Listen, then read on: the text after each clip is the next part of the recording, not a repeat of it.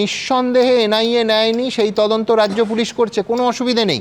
কিন্তু কথা হচ্ছে যখন এই অশান্তি হয়েছে শামশেরগঞ্জে এবং বেলডাঙ্গায় ঘন্টার পর ঘন্টা সক্রিয়তা লক্ষ্য করা যায়নি, ঠিক যেমন যায়নি সিএ বা এনআরসির বিরুদ্ধে যখন ঘন্টার পর ঘন্টা মুর্শিদাবাদে ট্রেন পুড়েছিল।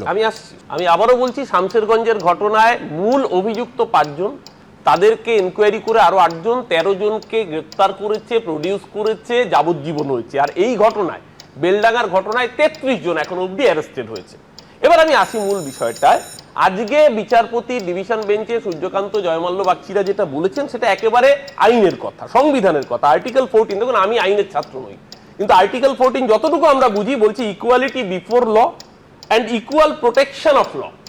তাহলে যদি এক জায়গাতে এক ধরনের ইমপ্লিমেন্টেশন হয়, তাহলে আরেক জায়গায় সেটা হবে না কেন? যে প্রশ্ন আজকে বিচারপতিরা তুলে দিয়েছেন, যে আজকে বেলডাঙ্গার ক্ষেত্রে যখন এই অতি সক্রিয়তা, তাহলে শামশেরগঞ্জের ঘটনায় নিষ্ক্রিয়তা কেন ছিল? বিচারপতিরা বলেছেন ঘটনাটা বুঝতে হবে, ঘটনাক্রম মূল সূত্রপাত কোথায়। আলাউদ্দিন শেখ অস্বাভাবিক মৃত্যু প্রতিবেশী রাজ্যে, শুধু সেটা নয়, তার কদিন আগে ওই মুর্শিদাবাদে জুয়েল রানা বলে একটি ছেলে, উড়িষ্যায় তাকে বীভৎসভাবে পিটিয়ে খুন করা হলো। এবং পরিযায়ী শ্রমিক বাংলাদেশি অপবাদ দিয়ে তাকে যখন পিটিয়ে খুন করা হচ্ছে, তখন ক্রমাগত একটার পর একটা ঘটনা আস্তে আস্তে মানুষের ক্ষোভ পুঞ্জীভূত হচ্ছে। সেই ক্ষোভের বহিঃপ্রকাশ এটা হতে পারে না।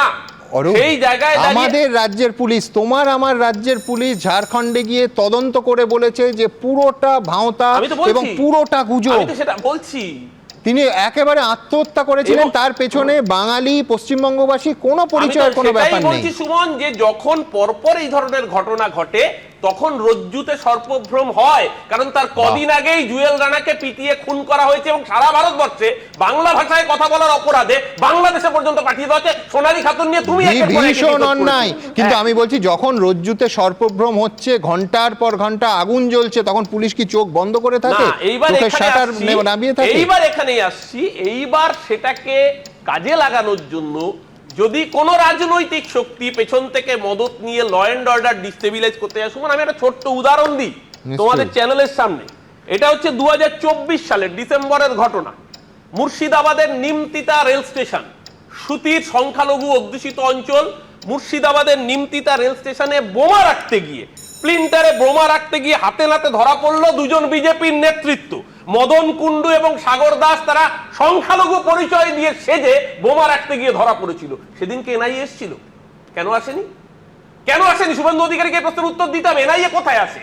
এনআইএ আসে অর্জুন সিং এর বাড়ির সামনে যদি কালীপটকা ফাটে। কালীপটকা ফাটলে খারাপ কাজ, কালীপটকা ফাটাবে কেন? চকলেট বোম ফাটাবে কেন? 90 ডেসিবেলের উপরে বাজি ফাটবে কেন? রিং ফায়ার ক্র্যাকার ফাটতে পারে, সেটা খারাপ কাজ। তার জন্য এনআইএ কখন আসে? লোকসভা ভোটের সময় সন্দেশখালী যখন চর্চায়, সন্দেশখালীতে আমরা দেখলাম ভোটের দিন রোবোটিক্স ডিভাইস, রোবট চলছে, সন্দেশখালী পুকুরের পাশ দিয়ে রোবট চলছে, একটা ব্যাগ উঠলো রোবোটিক ডিভাইসে। ব্যাগের মধ্যে কি জানা গেল না, পরে শুনলাম লোকাল লোকেরা বলছে ওখানে নাকি ব্যাগের মধ্যে 6টা পাবদা মাছ ছিল। আমি সত্যি মিথ্যে জানি না পাবদা মাছ ছিল না কই মাছ ছিল না ল্যাটা মাছ ছিল, কিন্তু আজকে এনআইএ কে যদি এই জায়গায় আনা হয়, এনআইএ কে তৈরি করা হয়েছিল cross border terrorism, counter terrorism. আজকে মুম্বাই হানার প্রেক্ষিতে যেই সংস্থাকে তৈরি করেছিল ভারত সরকার, সেটাকে বিজেপির চাকর বাকরে যদি পরিণত করা হয়, তাহলে সুপ্রিম কোর্টের বিচারপতির এই ধরনের মন্তব্যই আসবে যে এই যা এক যাত্রায় পৃথক ফল কেন। আবারও বলছি, আর্টিকেল 14 সেটাকে সম্পূর্ণভাবে আজকে উল্লেখ করেছেন সুপ্রিম কোর্টের বিচারপতি, কেন্দ্রকে ভর্ৎসনা করে যে কোথায় এনআইএ ব্যবহৃত হবে। আপনি এনআইএ সাকসেসের দেখান না, শুধু বিজেপি বিরোধী শাসিত রাজ্যগুলোতে সেখানে এনআইএ কে পলিটিক্যালি ব্যবহার করা হচ্ছে দিনের পর দিন। আমরা আবারও বলছি, শামশেরগঞ্জের ঘটনা নিন্দনীয়। মুর্শিদাবাদ পুলিশ ডিস্ট্রিক্ট প্রত্যেককে অ্যারেস্ট করেছে, যাবজ্জীবন হয়েছে। একইভাবে বেলডাঙ্গার ঘটনায় 33 জনকে অ্যারেস্ট করা হয়েছে। এবিপি আনন্দ, এগিয়ে থাকে, এগিয়ে রাখে।